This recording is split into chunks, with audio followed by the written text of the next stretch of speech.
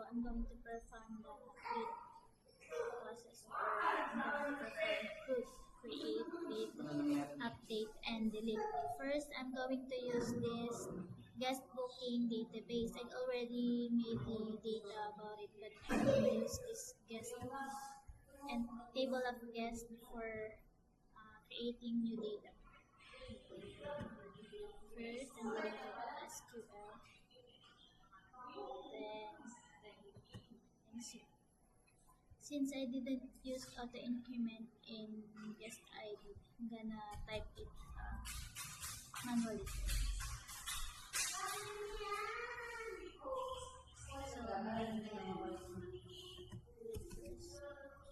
this and put, since I already have 6 data entered in this guest table, I'm gonna use 7. For value 2 is the first name. Let's use Rob.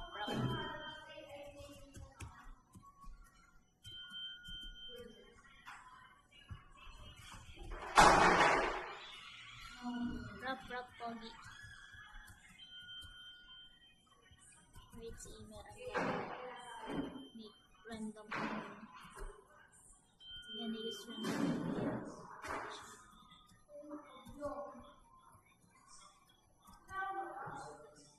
For the phone number, I just gonna use random numbers. 1, 2, 3, 4, 5, 6.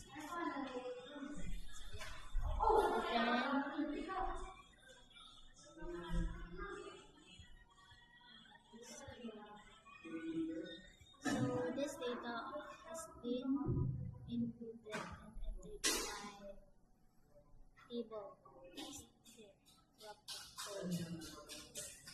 So let's proceed to read.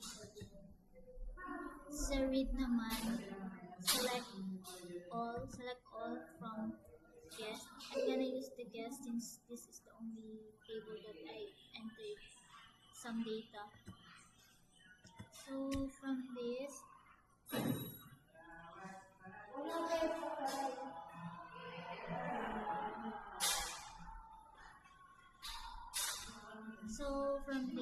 select from guest. So ang gusto kong makita, gusto kong ma-read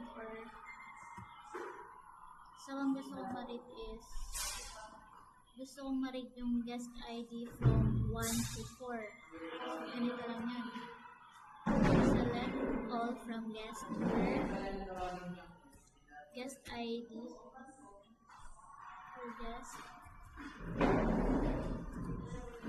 for guest ID in 1, 2, 3, or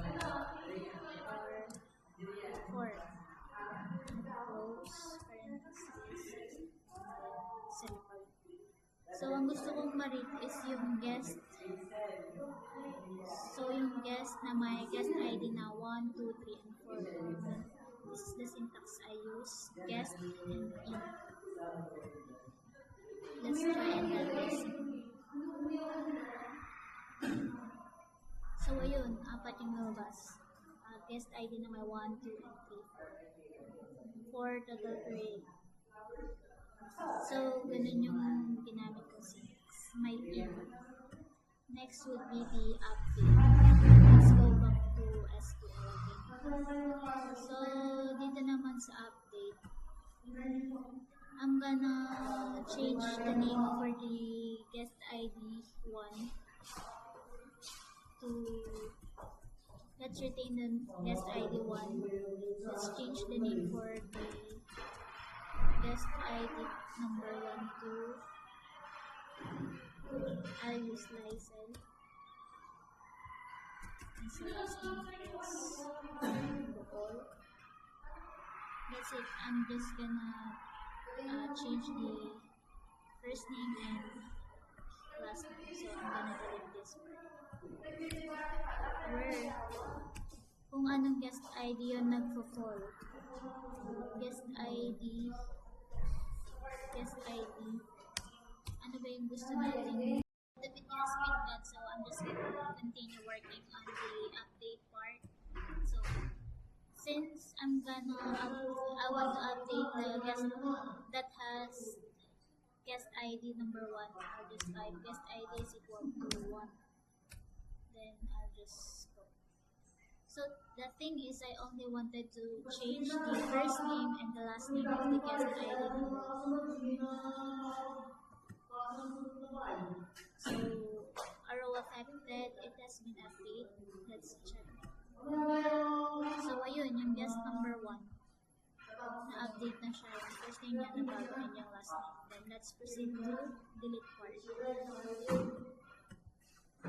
Let's just go back to SQL. Then let's click delete. So madali lang ito pipiliin mo lang kung anong part na gusto mong i-delete. For example, I want to delete guest ID number guest ID. So I'm deleting guest ID as number 2. So I just type it and add semicolon. Delete from guest your guest ID is 2. So let's run this. Okay. And that's it. Deleted na yung guest ID number. So let's check. Yun, wala na yung guest ID number.